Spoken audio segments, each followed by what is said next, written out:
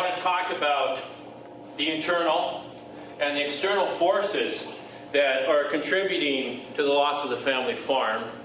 And I want to do it by talking about the farm that my grandfather grew up on, the farm that my dad grew up on, the farm that I grew up on, and the farm that my son grew up on. I'm going to tell some stories. What kind of time do I got, Dimar? We should be done by about 8. And that would include discussion? But you go as far as storytelling, and Okay. but Barry is going to come in and do a contemplation at the end for the last 20 minutes. Good. Just go for it, and we'll bring you in for further discussion. Now you might find that an odd question to ask at the beginning of a presentation, but I very proudly like to say that, and I don't know if this is the correct language used, but I'm a Detmar protege. When Detmar and I were co-pastors at Bethel Lutheran Church in 02-03, at the back of the sanctuary, the congregation put up a clock. Now the clock was to the back of the people, and they just put it up there, and they were trying to make a pretty strong hint at Detmar and I not to talk so long.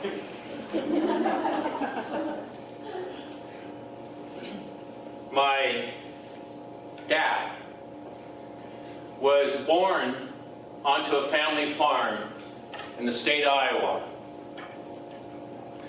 Iowa is some of the best producing farmland in all of North America. So on this family farm, which was called Milang Family Farm, on this family farm was my dad, his dad, and his grandfather.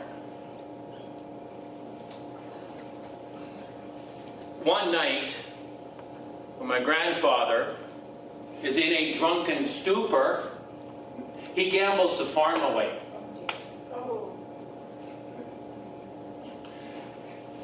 Out of anger, out of frustration, out of humiliation, my grandfather, my dad's dad, packs up my dad and his wife, and they move to Canada. Milang Family Farm in Iowa was lost due to internal forces at work in my great-grandfather. So my grandfather came to Canada, 10 miles north of Camrose, to some of the poorest land in North America, to farm with his in-laws. This would be the farm where my dad would grow up. And my dad would stay on this farm until he was 33 years old. Till he was 33 years old. And the reason he stayed on this farm so long is that he needed to stay on this farm to keep the farm going. And why? Because, to quote my dad, he said, "My dad was a poor manager. He was a poor manager." Now, when I listen to my dad's siblings talk, they talk about how their dad, my grandfather, was depressed. He was sad. He hardly ever smiled. Now, I don't know whether my grandfather was a poor farmer, but what I do know is, man, if this man was depressed, what I do know is when you're depressed, you don't function well. Okay? When you're depressed, you don't function well. My dad stayed in this farm, and he worked to build up this farm. And this farm, at that point, was called the Milang Family Farm because my grandfather and my grandmother had bought the farm from her family. My dad stayed in this farm until he was 33 years old, until his youngest brother could take over the farm. And the farm wasn't big enough, it wasn't viable enough for two brothers to farm this land. So my dad, for some reason, being the oldest brother, left the farm and went into Camrose and became a carpenter. So I want you to, right now, I want you to hold this story of my dad right here, okay? Hold the story of my dad, because I want to talk about his brother, my uncle, Lester, okay? So Uncle Lester takes over the family farm. He got married, started having kids. he now buys the farm from his parents, and he called the farm Milang Stock Farms. And my uncle was a good farmer. His farm, his family's farm, Milang Stock Farm, would become an award-winning farm. In 1980, my uncle bought a half section of land. And my uncle did this because he had two boys who also wanted to farm. He wanted to pass on this legacy of farming to his sons, and he bought this half section of land because he knew the farm needed to expand. And he bought the land through the bank. Now, little did my uncle realize at that time is that interest rates are going to go through the roof. He bought this land, he took out a loan for it, and all of a sudden he's dealing with interest rates at 20, 22%, and very quickly debt overwhelmed this farm. And to make a long story short, the bank stepped in and took the family farm. Just like that, Milang Stock Farms was done. Why? Due to an external pressure. Nothing internally going on here, but there was this external pressure because you cannot control, at least as a farmer, you can't control interest rates. This external pressure took out the family farm that my dad grew up on. So, it's my uncle's story. Now, pull back to my dad's story. Now, get timeline right. This family farm that my dad grew up on was lost in the 1990s. Okay? Now, my dad left that farm. He's 33. He's still a single man at this time. He'd given his life to this farm. He's 33. He leaves the farm. He moves into Camrose. He meets my mom. And he wants to farm. And at that point in time, you as a farmer, if you wanted to farm, you just couldn't go to the bank and get a loan. You couldn't go anywhere and get a loan to farm. The only way you could farm is it was passed on to you. So my dad made an arrangement with a businessman who owned a half section of land 2 miles south of town. So 2 miles south of that way, there's a half section of land owned by a businessman in Camrose, and my dad and Stan sat down and they made a deal that my dad would do all the work and he'd get half the profit. This would be the farm that I would be born onto, just 2 miles south of here. And folks, when I reflect on those early days of farming and living on this farm, I knew that my parents didn't own this land, but I didn't care. For me in my heart, that I knew that this was a family farm, and I could not have been happier.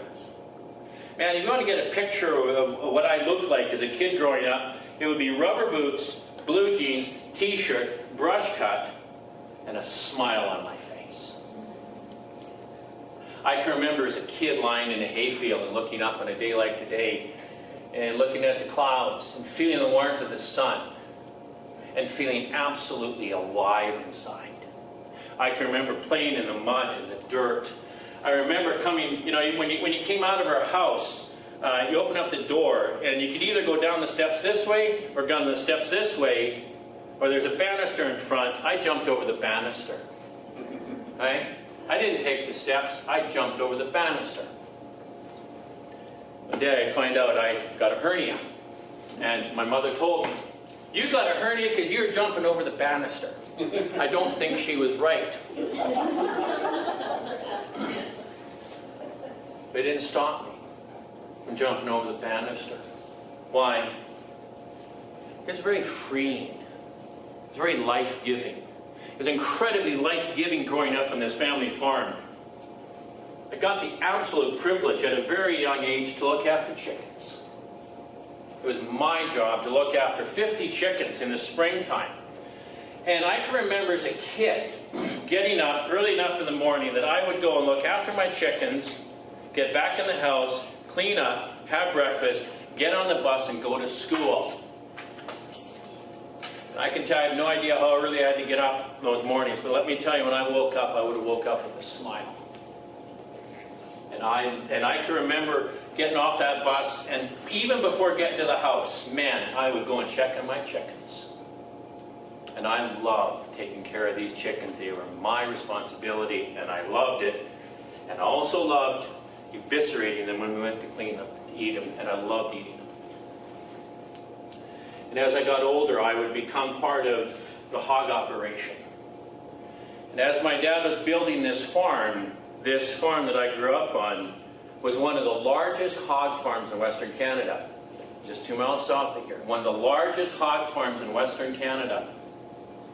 The only time my dad ever went on a holiday was to go where? He went back home to the state of Iowa.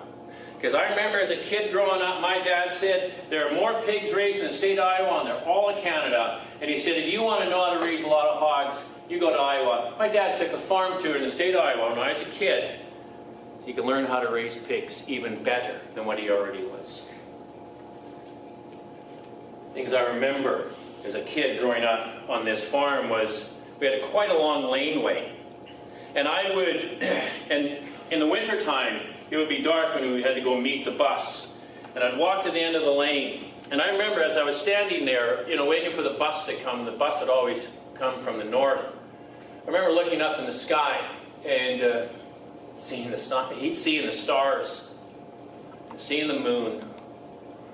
And I also remember looking around, and I could make a 360 at that time, and I could see these yard lights, right? It's dark. And I could look around our community, and I could see a yard light there. And I knew every farm. I could see this yard light, and I knew who lived there. Why did I know who lived there? Because I went to school with the kids, and we did community functions. I knew the people in my community. And I also knew that on every farm, now I wouldn't have used this language, but they're all mixed farms. But I also knew that each farm seemed to do something a little bit more than other farms. Our farm was primarily the pigs. Just to the north of us are the Hazelwoods. They were big into dairy. The McGees were big into beef. Lindberghs, for some reason they had lots of horses. Phillips, man, they just were big grain farmers. And along with the Byers were big grain farmers. One of my memories of that time in my life was Halloween. Because we'd get dressed up and we'd go out and go down the road, and when you saw a yard light, you knew that either mom or dad were going to pull in there. And it didn't matter how disguised we were, you always knew we were the Milang kids. Right? You always knew we were the Milang kids. Because even disguised, you were known. I remember being there with my pillowcase. And because you're part of the community, you always got something special.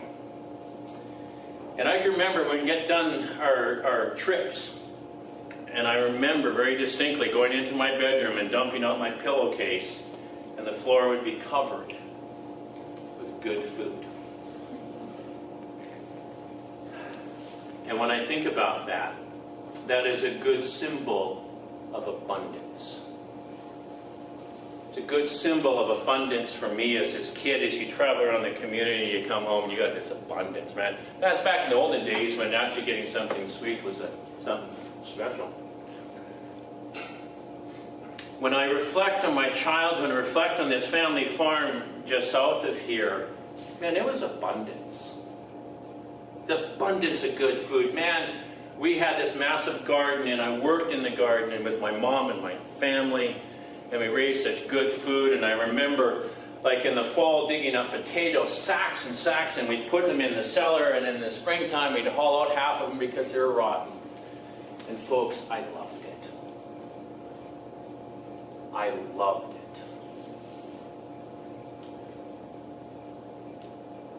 it. I went back to that spot at the end of our laneway. At the end of our laneway last night, I went back to that spot. So folks, okay, remember this is the spot where I looked up, saw the stars, the moon, and I could identify all the family farms and all the diversity, all the places where I get good candy. Okay, I went back to that spot, and I took a picture, and there it is. Pretty serene picture, isn't it, right? Does that look like a serene picture? Yeah? Okay. Right here is where I would stand. There's a sign that says no trespassing. Right? Water body back there. Cameras Lagoons. Okay, Mark, take the next picture. Okay. See over there, that sort of lump of stuff? That's where my home was. This, you can't really see it very well, but that whole area up there has been stripped. The farm where I grew up was so life-giving and so nourishing to me physically, and emotionally, and socially, and spiritually. Has been stripped. Who wrote the book? What book? What's the name of the book? Or the author of the book? Wendell Berry. Berry talks about the rape of the land. There's a good example. The soil, everything, the house, the buildings, everything was stripped to make room for the sewage lagoons, the dump, and whatever's going on there. I don't know what's going on there, but it's stripped.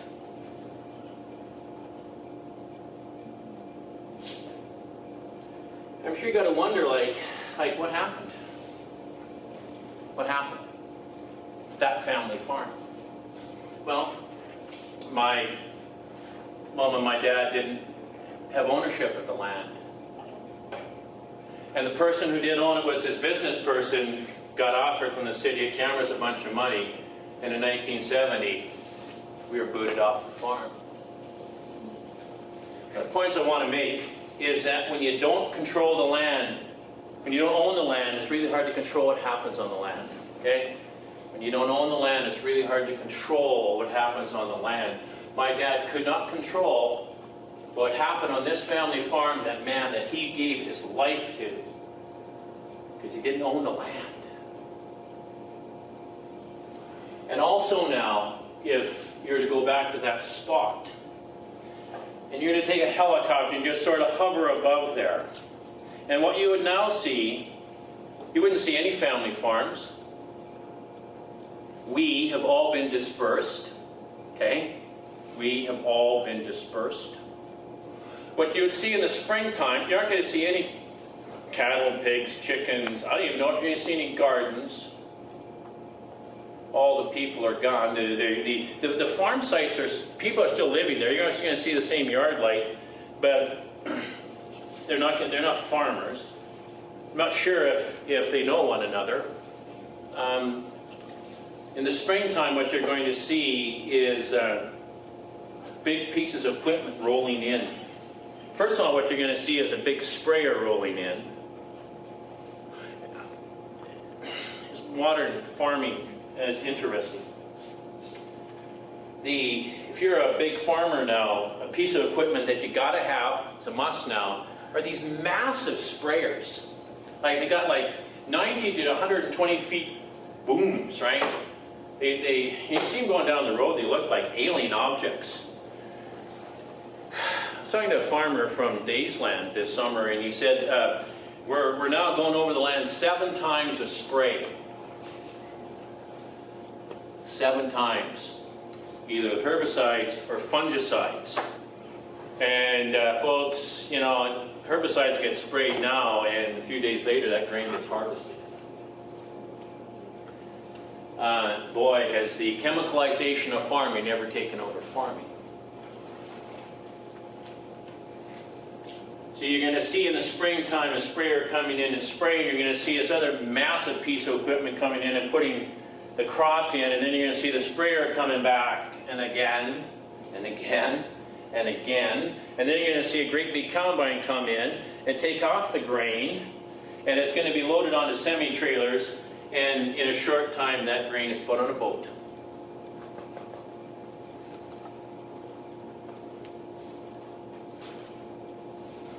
You sort of hear what's happened in what, 40 years? Where's the community? It's gone.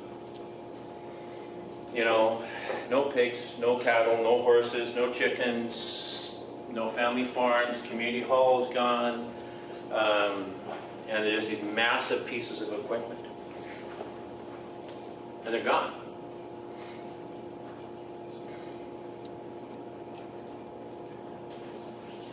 When my family had to leave this land, okay, so this land, this family farm I grew up on was lost due to external forces. So we left, and my parents bought a bare quarter land 4 miles that way. That way. The bare quarter land. And my dad's like in his early 50s at this time, okay? And he put his neck on the line and went to the bank and got a loan and bought a bare quarter of land, and we started building up a family farm. Do you remember for the next line?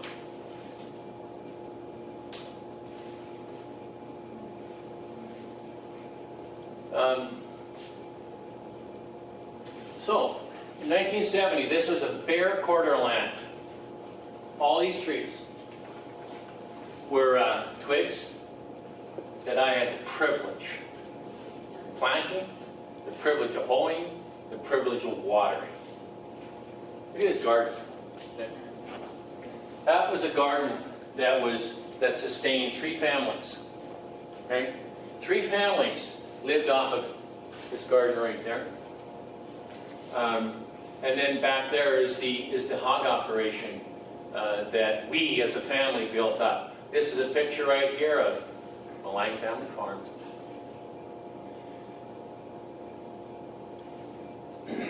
In the mid-80s, that farming operation received an award for 4 consecutive years. This farm here was ranked in the top 20 hog farms in all of Alberta. I think at that time there were over 1,600 hog farms. This farm right here was ranked at top 20 hog farms in all of Alberta. And a significant achievement for a young farmer. My dad was a good farmer, and he taught me how to work.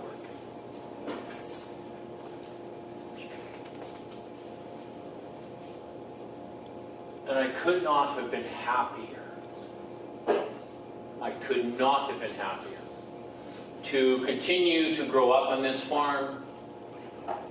Could not have been happier to get done at Olds College, where I could come back and finally do what I've always wanted to do in the man. That was just farm.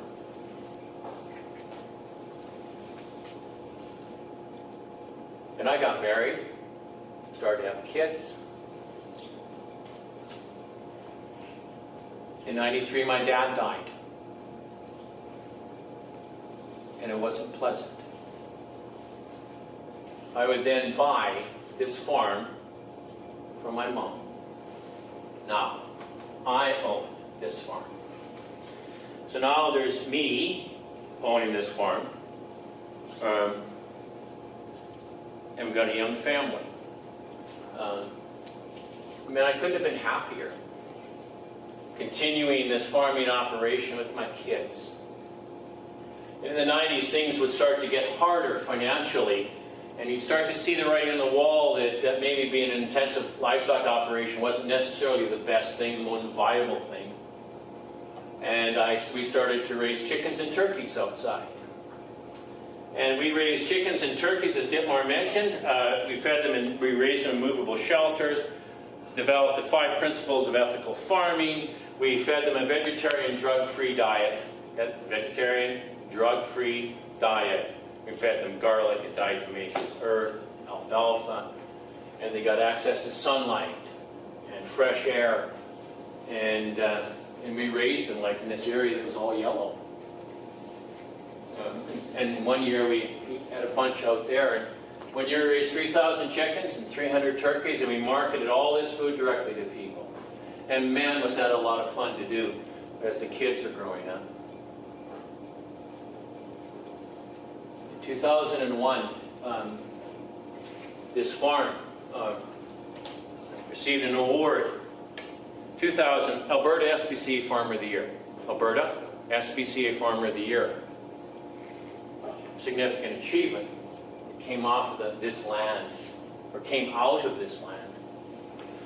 And how much fun, I gotta tell you, it was. See that steel building? We had pigs in there, and the camera crew came from Toronto and set up a camera in there and did a story. And I was interviewed by, either his last name was Kelly or his first name was Kelly in Toronto, and we did a story there.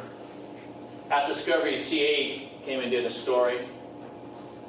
And the high point for me was the Nature of Things came and did a story about what we're doing. And what David Suzuki wanted to know is, why are you doing what you're doing?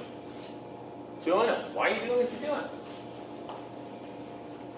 And I didn't use these words then, but it sure would have been fitting, because it's life-giving. Why are we doing what we're doing? Because it was life-giving. That was in 2000.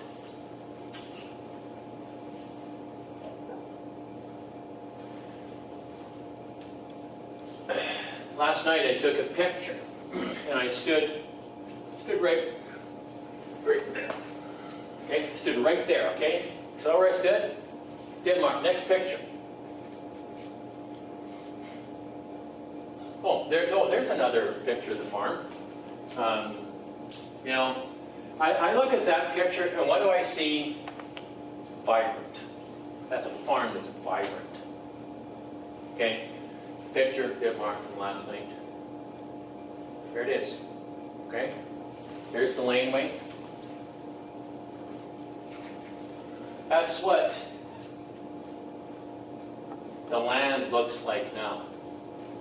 See those 4 towers right there? Take the next picture. Okay. So where those towers are, like the barn would have been like right about in there.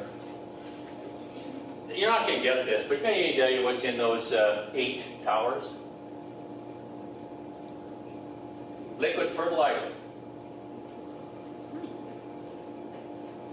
Those towers are full of liquid fertilizer. That chunk, there's a building going up right there. That is going to be a 80 by 400 foot concrete structure to hold what? Dry fertilizer. It's owned by Andruco Fertilizer out of Riley. Next picture, Denmark. Okay, you see what's going on here? So you know, these towers are over here. There's this big office building going on up there. Not sure what that's about. This area right over here is owned by Mustang Well Servicing. Okay? It's a company that when a well is drilled, they go in and they service the well. So, okay, so to the left you got the oil and gas industry. To the right you got corporate agribusiness. Jim, do you see any kind of irony in this? Huh?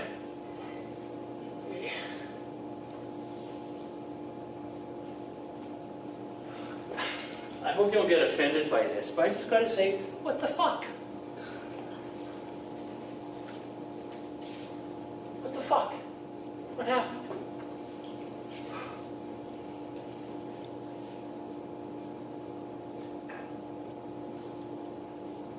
How does land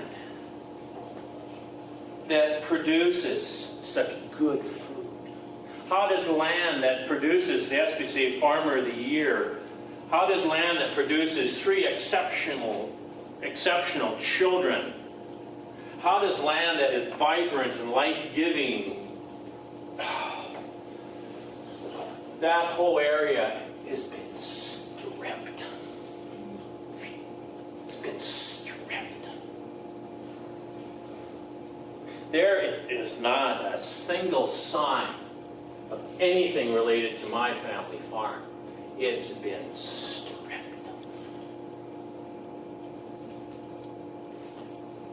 Anything that my parents and my siblings and I and my family built, they just dug a big hole and pushed it all in there. Stripped. Leveled up. It's now industrial subdivision. I have no idea what else is going on up there, but the landscape to the west is sure changing. Because I continued to live in this house as my son. So, what happened? Well, what happened is I lost ownership of the land. And because I lost ownership of the land, I lost control of what happened on the land. Okay? When you don't own the land, it's really hard to control what's going to happen on the land. That happened because I lost control of the land. And I lost control of the land because I had to sell the land to my neighbor who owns a construction company, and he's developed it. And I've had no say in it, even though I've lived there. So, what happened? Like, how did I lose control of the land? I lost control of the land because 8 years ago in March, first part of March, I had a bailiff, sheriff, show up in our home. And as he's sitting at the kitchen table, kitchen table that my parents, my siblings, and I sat around, the table that Maureen and my kids and I sat around and shared in meals. I'm sitting on one side of the table, the bailiff saw sheriff sitting on the other side. And as he's telling me what's going to happen through a kitchen window, there's a convoy of trucks that rolled in and hauled away everything. Just like that.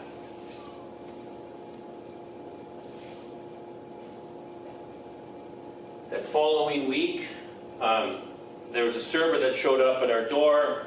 The company that I had borrowed money from to buy out my mom after my dad died handed me this document that was about yay thick that basically just said, you got 30 days to pay up your loan or you're out. The following week, our natural gas was cut off. This is in March of 2005. Our natural gas was cut off, so no furnace, no hot water. And at that time, I've got 2 teenage daughters. And they seemed to take turns heating up water in the electric stove, and as they carried it to the bathroom, they would burn themselves. That was followed up with, I had our farm employment, and I had our farm employment to put money, or not to put money, but to put food on the table, pay the gas bill, to keep things going. And that came to an end. Couldn't do it, right? I'm not functioning well, I couldn't do it. That came to an end. And then on March 31st of that month, my marriage of 20 years came to an end.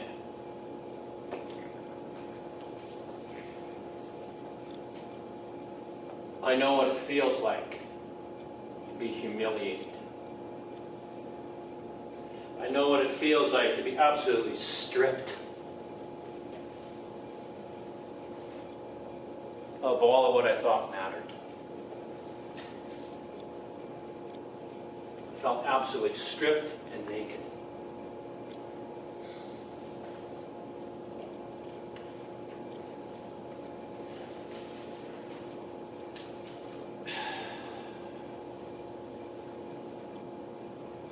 The family farm of my son was lost due to external forces and internal forces. We could talk about how there were external forces that affected this family farm. We could talk about how in 1998, Asia had an economic hiccup. Remember, we're raising the best hogs in Alberta. Remember? They all got exported to Japan. Come on, folks, in Alberta, we export our best. Because I'm raising the best pigs in the province. They go to Asia. Asia has an economic hiccup. Oh, man, our farm lost $100,000 in 1 year, and that was the start. So we could talk about, all the economic forces that are playing against the family farm. But I'd like to talk about some of the inner forces that were at work in me. Because you see, I lost ownership of the farm. In hindsight, I could have kept ownership of the land. In hindsight. And then if I kept ownership of the land, I could have controlled what happened out here. I want to talk a little bit about some of the inner forces that were at work in me that caused the demise of this life-giving, award-winning family farm. When everything collapsed in '05, people said to me, "It must be pretty depressing. Right? You must be depressed." I said, "Yeah." You know what? It would take me 6 years. It took me 6 years to figure this one out. I did not lose everything and then get depressed. I got depressed and then lost everything. When you're dealing with financial distress, it sits back here and it stirs and it stirs and it stirs and it stirs, man, and it keeps you awake at night. You're exhausted and you don't make good decisions and you don't eat well and you pull yourself right out of the community. And man, now in hindsight, it took me, 6 years to figure this one out, but I got depressed. And that's why I lost everything. Because remember what I told you about my grandfather? Let me tell you, when you get depressed, it don't function well.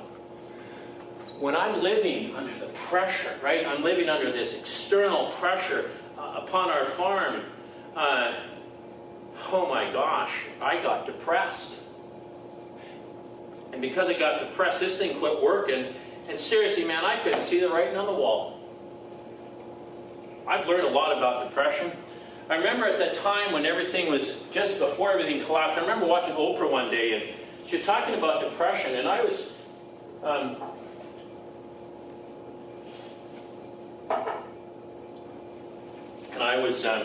because I was at that time sort of wondering, man, am I depressed?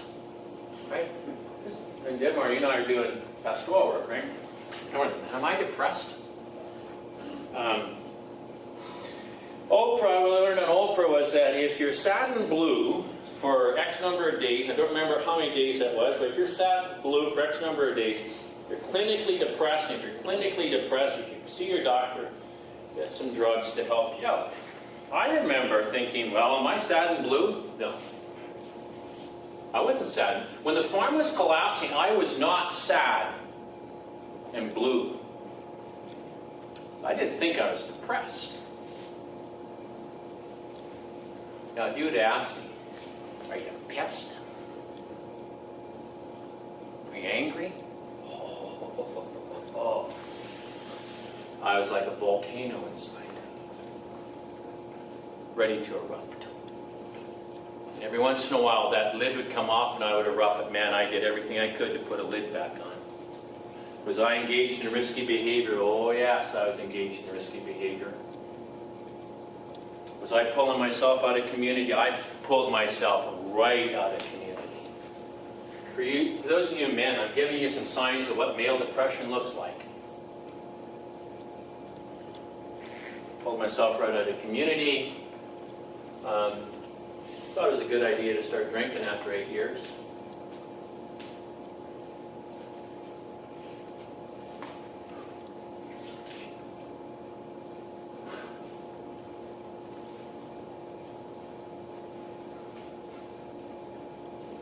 I lost everything because I got depressed and I didn't know it. If you don't know you're depressed, you can't do anything about it. And because I pulled myself so far out of community, nobody could step into my life and speak words that needed to be spoken.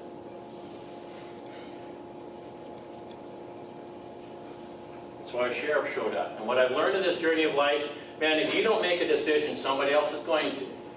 And I also learned in this journey of life, if you don't deal with your stuff's going to deal with you, and it ain't pretty. It ain't pretty.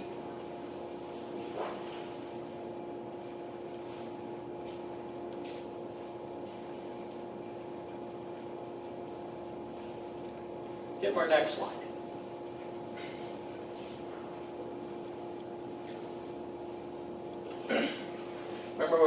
garden was? That's that area. After, now my son and I, my kids and I continued to live there since then. And just out of interest, the only reason I'm still living on this land, you know, it's an acreage now. I don't own it. I pay rent. But the reason I'm still living on this land is because the sheriff gave me some really good advice. Right? You want to get some good advice on how to deal with financial collapse? Talk to someone who deals with it every man. He sat down at our kitchen table and he said, man, he said, Colin, I've known you for 17 years. I really like you, man, but you're going to get screwed. And he said, level with me. Tell me exactly what's going on. And I did. And he said, okay, this is what you're going to do. The first person in my life actually stepped into my life and told me what to do. And what I've learned in my journey of life, man, if you're dealing with someone who's deeply depressed, you got to tell them what to do. There was not much point him sitting down and saying, well, Colin, what do you think? Because you can't think. At that point, I could not make a decision to save my life. Gave me some really good advice, and we've been able to keep the roof over my kid's head. I rent the house. I don't own it. I don't own this land. So two years ago, my son Joshua, who was 20 at the time, said, Dad, let's grow a garden. I don't know why my 20-year-old son said, let's grow a garden, but we grew a garden, and then we grew a garden this year as well. And I show you that picture. Timur, go to the next one, too. This is a picture of last night. So, I knew I was possibility of freezing last night, so I thought I should go out and I picked the rest of our corn, picked a bunch of squash, because you see, I made a deal with one of the guys I work with. I got lots of squash. He's got lots of vine-ripened tomatoes. I took squash to work today. I got tomatoes. Some Swiss chard, some beets. I'll show you this picture and the other picture because it gives me a sense of hope.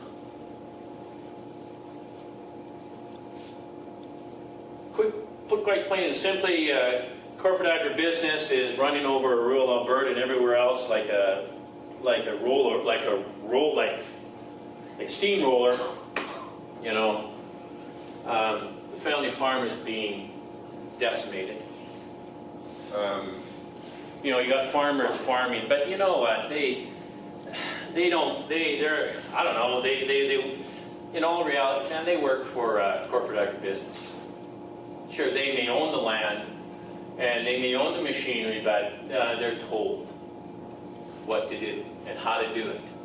And if you want to make it, you know, there's not a lot of freedom in decision making anymore. What I like about these slides is that we still have the memory. Okay, we as people still have the memory of how to grow good food. We intuitively know, every one of us intuitively knows how we want our food raised. Every one of us intuitively knows what food is good for us. And if you find yourself eating processed food out of a cardboard box, you're not eating that because intuitively you know it's good for you.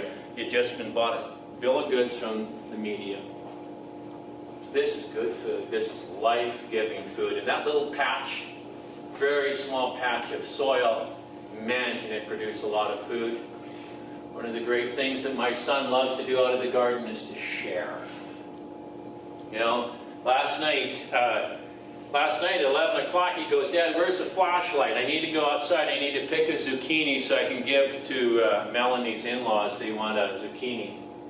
And son loves to share out of this garden. Why? Because we got an abundance. There's an abundance of food in this little patch of dirt, right? It's abundance. And it's life-giving, folks. This food is life-giving.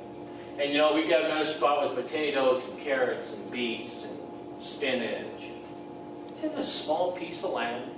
And what's my son doing? He's not doing anything different than his parents and his grandparents and his great-grandparents and his great-great-grandparents and his great-great-great-great-great-great-grandparents. My son is just simply following through with the tradition of what we as human beings know how to raise food. We know it, it's in us. And the hope is that we've not lost the memory. And my hope is also that this new form of agriculture that we've seen in my time is not sustainable. It's not sustainable. And I got to say it, keep saying it, because let me tell you, folks, we've got a bumper upon bumper upon bumper crop out there. We got yields that are just unheard of. Right now, there's farmers harvesting canola that is running 80 bushels to the acre. When I farmed, it was 20. Let me tell you, when you look out there right now, the agribusiness model of raising grain is working, and it's working real well. You know, that's why I got to keep telling myself it's not sustainable, it's not sustainable, because man, this year sure looks pretty nice. Next picture, good one.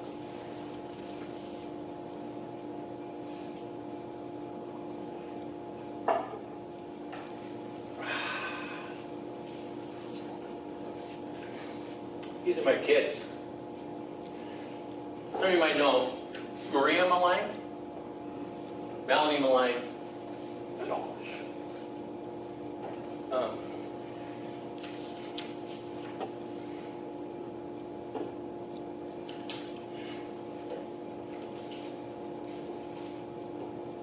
Folks, I know what it feels like to hurt. And I know what it feels like. I don't know what it felt like for my great-grandfather who gambled away the farm in Iowa. I don't know what that was like for him. I can only imagine the shame and the guilt and the embarrassment that he had to experience. You know, my great-grandfather, last time he saw my dad was when my dad was 3 years old. Never saw him again. My grandfather never went back to his homeland.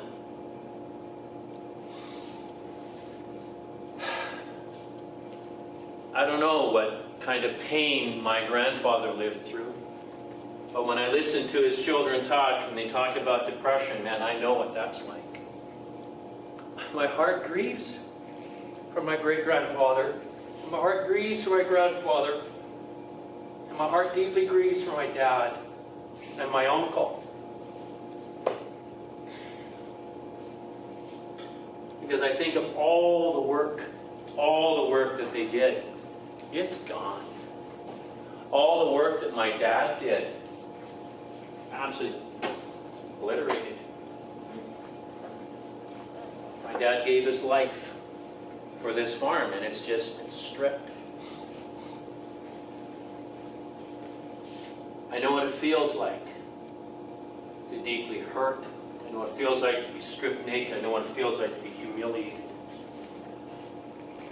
I don't have a lot of stuff to my name, but my greatest accomplishment, at 55 years old, my greatest accomplishment's right there.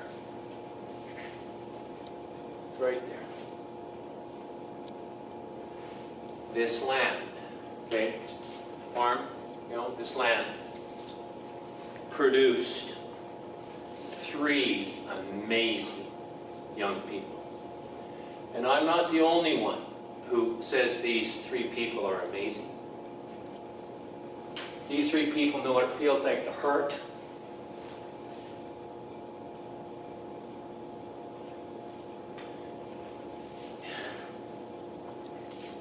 They know what it's like to grow up and have their feet in the dirt. They know what it's like to raise good food. They know what it's like to grow up on a farm that's alive and it's vibrant. And they are stronger, more solid people because they grew up on the land and had their feet in the dirt and they had to work. And they're stronger emotionally and they're stronger spiritually because they also had to learn what it feels like to hurt.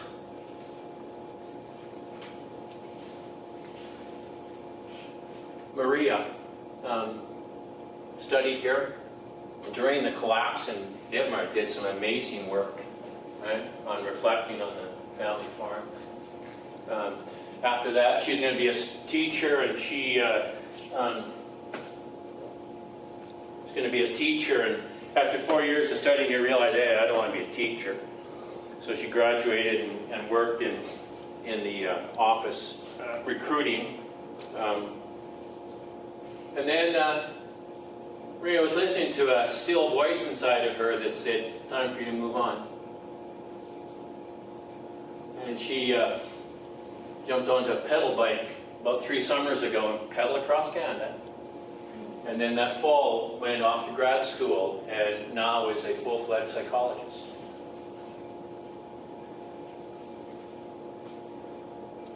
She's referred to as a rock star counselor.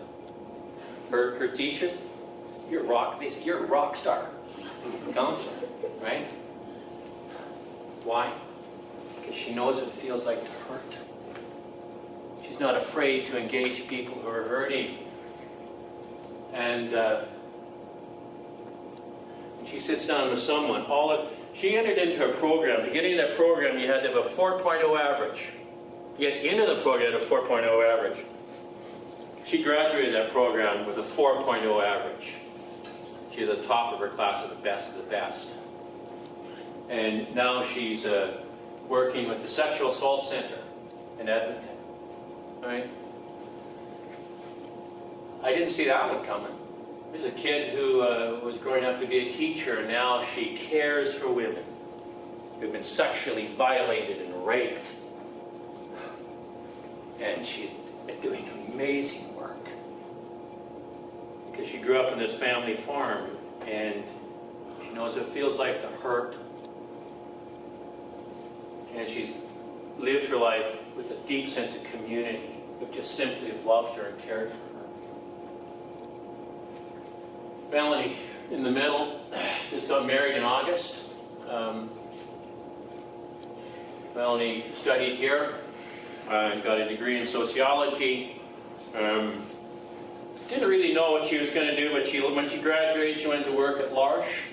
But not really sure what she was about. But would find herself in a hospital bed. That was in 08. Just about lost her in 08. And then in 2010, we just about lost her again. And I mean that. She got a blood disorder that came this close to taking her life. She comes out of that experience and she goes, I want to be a nurse. Why? Because I know what a good nurse is. You never know what life's going to teach you, right? No one saw that one coming, right? What do you mean Melanie wants to be a nurse? Oh, is she a good nurse? Boy, is she a good nurse. Why? She knows what it feels like to hurt, and she engaged people who are hurting. For some strange reason, my kids are not afraid of pain. And she has been invited, as she's caring, doing student nursing care, been invited by patients to sit on their bed and hear stories, right? Melanie loves to hear people's stories. Melanie already is making such a huge difference in this world. And who would have thunk, right, that her passion and her calling was to be a nurse? My son Joshua. I got it, he's a handsome young man. He's 22 years old. When my boy was 12 years old, he was told that he could be a professional football player at 12 in Camrose. He was told when he was 14, he said, what Gretzky is to hockey, Josh is to football. When he began his first year in junior football, his head coach, who was a professional football player, said, Josh, you will go as far in this game as you want. This spring, as he's playing football in Edmonton, he gets a concussion. The beginning of as they're preparing for the first game, he gets another concussion. And they sideline him. And 2 weeks ago, he stepped out on the football field for the first time this year and was a solid football player. Boy, he didn't miss a beat. He got the most tackles to this point in the game. Let me tell you, there's a dad sitting in the stand, you know, tackle, number 33, Josh Milang.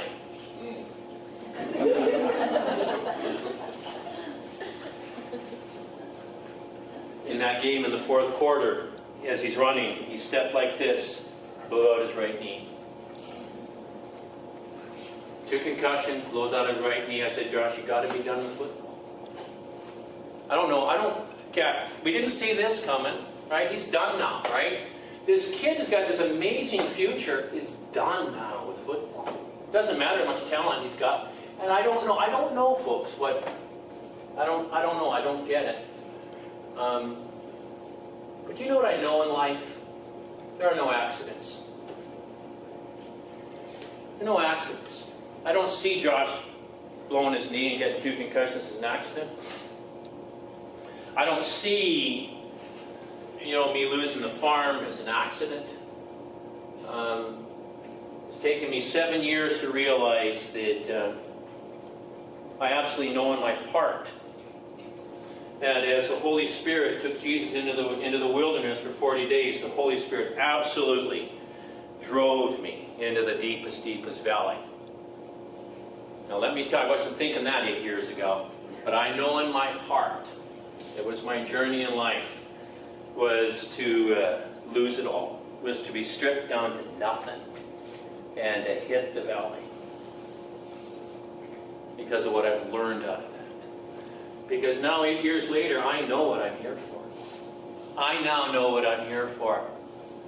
And folks, what I'm trying to communicate in this is that every one of you has a calling, every one of you has a passion, every one of you has a purpose and a reason for why you're here. There's no fluke, there's no accident while you're here. There's no fluke, there's no accident while you're in this class. But it may take 30 years to figure it out why you're here. Okay? You didn't see Maria becoming a psychologist. You didn't see Melanie becoming a nurse. Not sure what Josh is going to do. He's going to change the world. He's a leader. He's solid inside.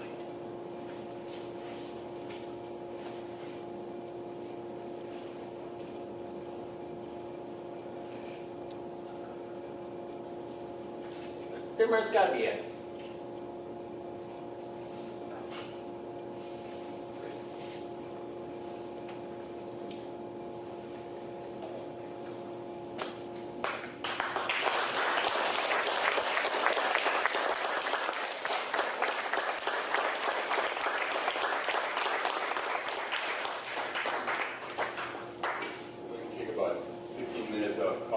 Or a bit of conversation with Colin Milang. Anything that you've heard or anything that made you think of? At what point did you go to, I don't know, when you started to be trained for an minister?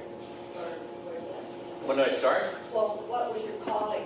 At what point in your farming and in your life did you make that decision? And were you brought up a strong Christian or? When you trace my family roots in my Milang family, they go back to the 1600s in Norway. There's 2 things that are consistent. We're all farmers. By the way, I'm the last Milang farmer. Okay, I'm the last one. We can go back all the way to the 1600s. 2 things consist in our family: farmers, people of faith. 2 things that are consistent. On a Saturday afternoon, about the 3rd Saturday in November of 1988, I was sitting on the toilet in my home. And I was sitting on the toilet at about 4:30 in the afternoon, and I felt in my heart God calling me to be a pastor.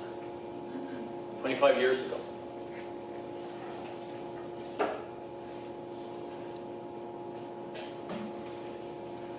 Can I say something? You're on. When my dad died in 1993, okay, this is like this farm, right? That picture, that farm, I was offered $400,000. In 1993, I could have sold that farm for $400,000. That's like over $1 million today. Now, I'm already in Augustana. I'm studying to be a pastor and loving all this stuff, man. And I had 1 year left here, and I could have sold the farm, could have moved to Saskatoon to study in our Lutheran seminary. Can you imagine? You could have done the $400,000. Man, I could have bought a big house in Saskatoon, and my kids would have been set, and I would have been set, and I would have become ordained, and everybody would have gone, yes, right? Everybody would have clapped their hands and gone, yes. And I'm really grateful that I said no thank you. I'm really grateful that I said no thank you, because I wanted to keep farming. And I'm very grateful that I lost absolutely everything because of what it taught me. And I could go on and on about what this journey has taught me. I'm really glad I didn't sell that farm. I learned a whole lot more by a bailiff showing up and hauling away everything.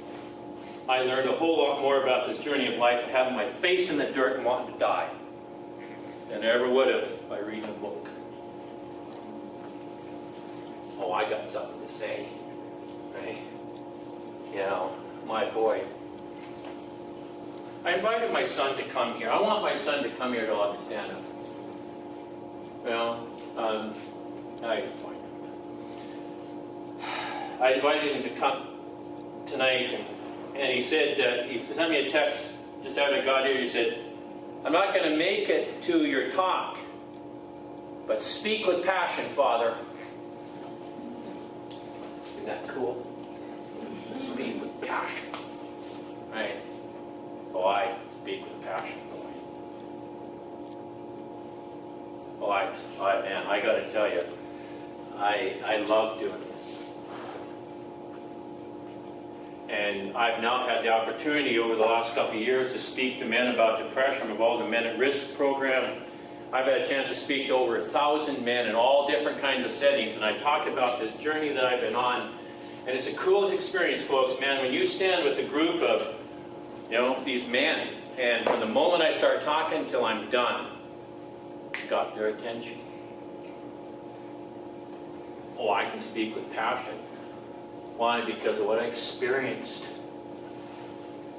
I know what I'm talking about. I actually got something to say when I stand up in church on Sunday mornings too. Are you preaching? Every Sunday. Which church? I go all over to rural Alberta. Forsberg, Castor, Bashaw. I get to go to Messiah right now every 5th Sunday, which is my home congregation. That's a hoot. I get to go to the church of my great-grandparents and my grandparents and my parents and my aunts and my uncles and my cousins and my kids and myself and Maureen. That's pretty cool.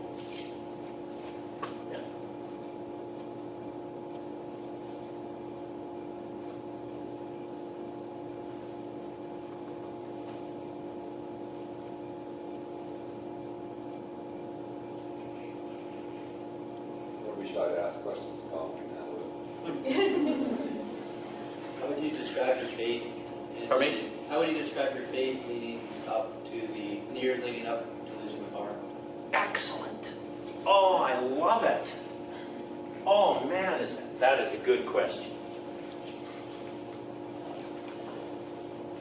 When I was in confirmation, I was asked to write a faith statement, and I said a really good faith statement because I wanted to get out of confirmation, and I wanted to pass, and I wrote this faith statement, which was really, really good theology, but it really wasn't what I believed. I didn't really realize what I believed until I was 46 years old and had my face in the dirt and wanted to die. And I realized that what I really believed, and if I was going to be authentic and real at 15 with what did I really believe, and really that's what we should be, when you're asked at 15 to write a faith statement, you should really be saying, what do you really believe, right? This is what I really believed at 15. If you work hard and live a good moral life, God will bless you. That's what I really believed. And you know what? I mean, you're 20, not that I wasn't aware of it, right? I wasn't consciously aware, but that's was at work inside of me. And you know it worked. I led a good moral life, man, and I worked hard. And this farm was, I can remember, Thanksgiving and just thanking God for all the blessings that we got, on our farm, and it was doing so great with all these awards. And, and I married a vibrant, beautiful young woman, and all these kids were coming in. And, I was 25 years old. I was president of the Cameras Regional Exhibition. I'm not sure why, but I was. Involved in church. I was involved in politics provincially. Well, absolutely. You work hard, you live a good moral life, God will bless you. What happens when your life starts falling apart? If you believe that if you work hard and live a good moral life, God will bless you, what happens when the rug gets pulled out from underneath you? You must be cursed, right? You must be cursed. I can remember being on that land, and that farm, at night looking up into the stars, okay? Looking up into the stars and screaming at the top of my lungs and saying, what the hell have I done to piss you off? Because you see, if you believe that what you've got is a blessing from God, what are you supposed to do when you lose everything? Right? What are you supposed to do? I thought, and I'm 46 years old. Man, I'm training to be a pastor, and I'm going, what the hell have I done to piss you off? I meant it. And in my heart, you know what I heard? And I'm right here. And I'm right here. And I would yell out, why the hell does it have to be so hard? And I'd hear in the depth of my heart, and I'm right here.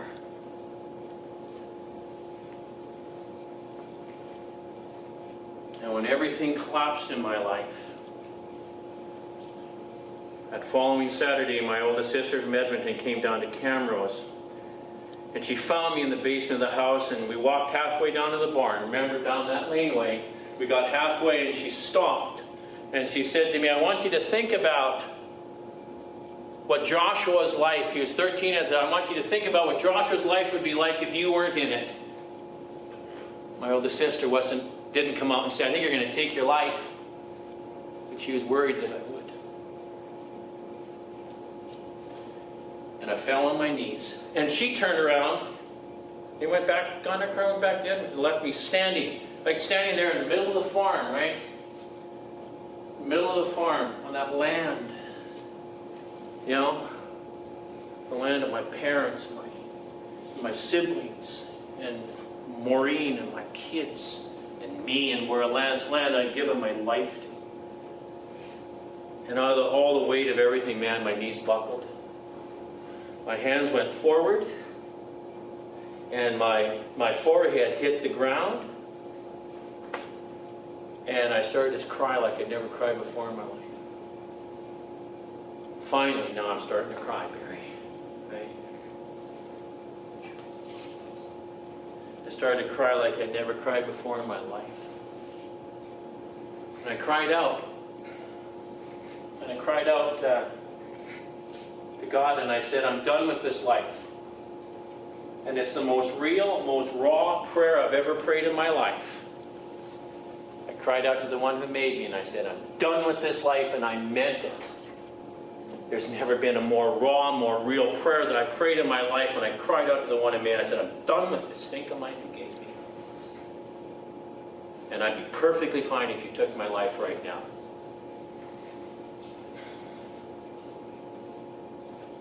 And in that moment, I sensed this presence of unconditional love and mercy. Man, just came right over me and just absolutely bathed me. And I heard in my heart these words, Colin, my son, I love you. Colin, my son, I love you. And I sensed my dad's presence with me, right here. Remember, my dad had died 12 years before that? I sensed my dad's presence right here. Okay? Right here. And what I heard in my heart, my dad say to me. Okay, remember, I've lost the farm, right? I've lost his farm.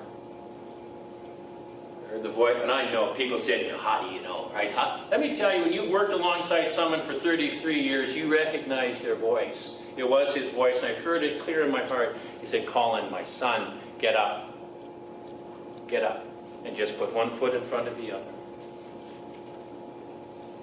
And then I also sensed the presence of Jesus, who had been walking beside me my whole life. He just simply reached down and picked me up by my arm. He said, "We're not done walking." He didn't say, "You're not done walking." He said, "We're not done walking this journey of life."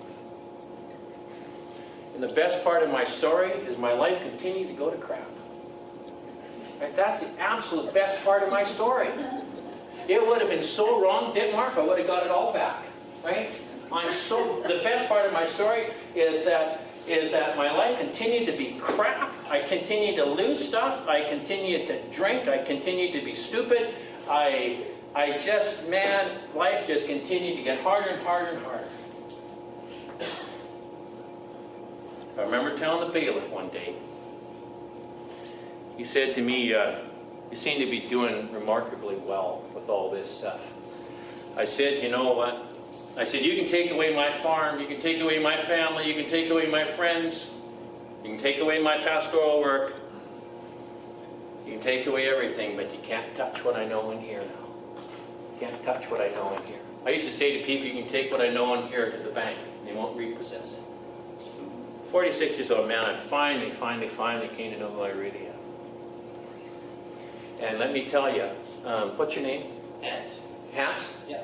Hans, your worth and your value as a man has nothing to do with your achievements or your failures in this world. Your worth and your value has absolutely nothing with what you will do out here. Your worth and your value is that you're God's son. That's what your worth and your value is. Your worth and your value is in the one who made you. It's claim in your life. It took me 46 years. I had to be stripped of everything to actually learn that one. Am I grateful for that? That's why I say I'm so darn happy, right? Yeah. Because now I can lose everything, right? And I'm fine in here. Does that make any sense? Yeah. I didn't go off topic yet. See what happens when I get going. Let me tell you. It's the first time you surprised me. And let me tell you, folks, man, I could go for another hour, right? Ditmar's good.